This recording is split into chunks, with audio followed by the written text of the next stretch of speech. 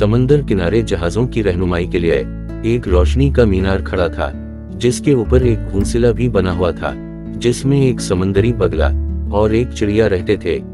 वो दोनों बहुत गहरे दोस्त थे और हमेशा से इकट्ठे रह रहे थे।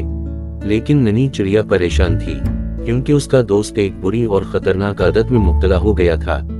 वो हर रात जैसे ही सोता, बगला अपने घोंसले से उड़ता और समंदर के ऊपर चला जाता। जब कभी वो ऐसा करता था, उसकी जिंदगी खतरे में होती थी, क्योंकि कई मर्तबा उसे शार्क मछलियां खाने लगी थीं। क्योंकि वो रात को जब उड़ता था तो वो दरअसल सोया होता था।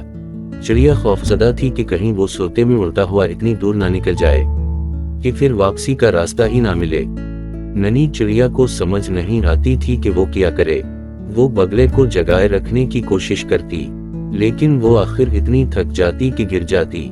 चिड़िया हर वक्त उस मुसीबत से निकलने की तरकीब सोचती, और फिर उसे एक तरकीब सोची।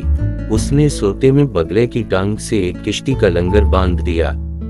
रात को बगले ने सोते में उड़ने की कोशिश की तो वो लंगर को घसीट कर समंदर के पानी में ले गया और इसके वजन से डूबने लगा।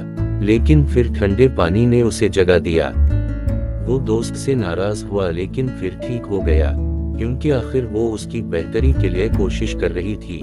चिड़िया फिर सोचने लगी और फिर उसके जहन में एक और तरकीब आ गई। जब बगला सो गया तो उसने एक लंबी रस्सी उसकी टांगों से बांधी और उसका दूसरा सिरा मौसम बताने वाले मुर्रे से बांध दिया, जो रोशनी के मीनार पर बना हुआ था। जब बगला सो गया और मामूल के मुताबिक अभी कुछ ही देर हुई थी, जब सोए सोए उसने पर फड़फड़ाए और उड़ने लगा। लेकिन क्योंकि वो मुर्रे से बंधा हुआ था, वो समंदर में नहीं गिर सकता था। न उसे डूबने का डर था और न रास्ता भूलने का। अब वो रोशनी के मीनार के इर्द गिर्द चक्कर लगाता रहता था। अब चिड़िया रोज बगले की टांगों से रस्सी बांध देती थी और फिर खुद अपने गर्म बिस्तर में आराम से सोती थी, और बगला रोशनी के मीनार के इर्द गिर्द उड़ता रहता।